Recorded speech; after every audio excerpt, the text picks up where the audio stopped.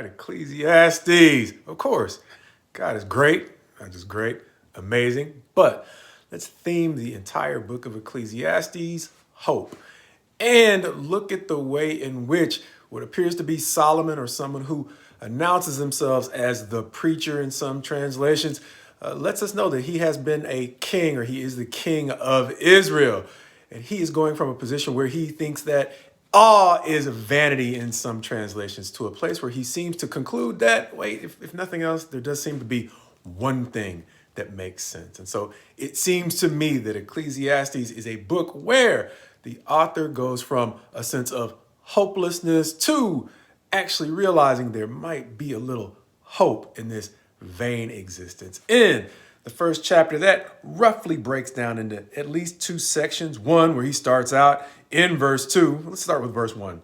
The words of the preacher, the son of David, king in Jerusalem. Vanity of vanities, says the preacher. Vanity of vanities, all is vanity. As he goes on in verse 12 to shift in structure, if not tone, to say, I, the preacher, have been king over Israel in Jerusalem, and I applied my heart to seek and to search out by wisdom all that is done under heaven.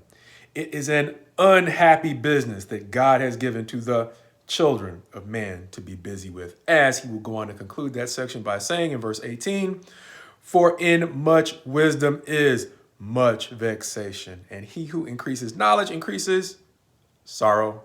Understanding that kind of start doesn't seem to offer an awful lot of hope. The interesting thing is, in looking at the conclusion, like we said, where he finds at least one thing that seems to make sense. It might be like a math problem where if you look at the conclusion, if you understand math at all, which I don't understand much at all, just looking at the conclusion of the answer might not be so impressive.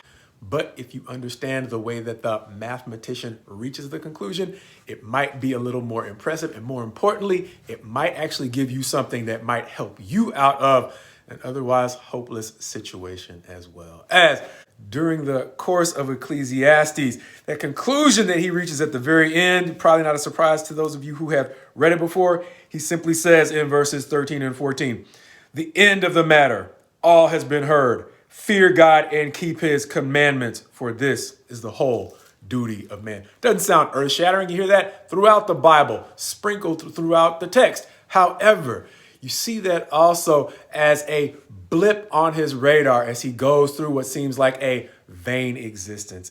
In chapter 2, verse 26, we might get that first blip on the radar where it says, for to the one who pleases him, God has given wisdom and knowledge and joy. Something similar to what he will say in chapter 3 around verses 12 and 13, where he says, I perceived that there is nothing better for them than to be joyful and to do good as long as they live.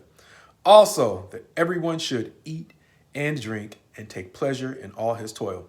This is God's gift to man.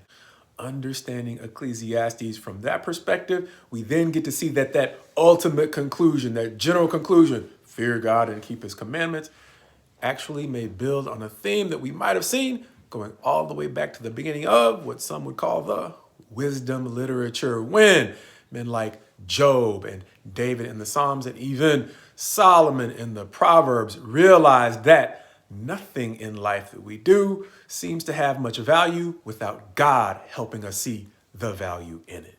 And no matter how much joy we have, it's simply fleeting if God doesn't both establish and protect the joy in what we do. And so in this first chapter, where Solomon seems to use the first 11 verses to talk about all the seemingly meaningless cycles in life, and he spends the next few verses from 12 to the end of the chapter talking about how it makes it even worse to be wise enough to see how meaningless these cycles are. Solomon seems to begin his journey towards hope by being super candid about the apparent hopelessness in his situation, not so much as a candid conclusion to his thoughts on the matter, but as a candid introduction to the process through which he seems to genuinely rediscover the value in his life and what he's doing.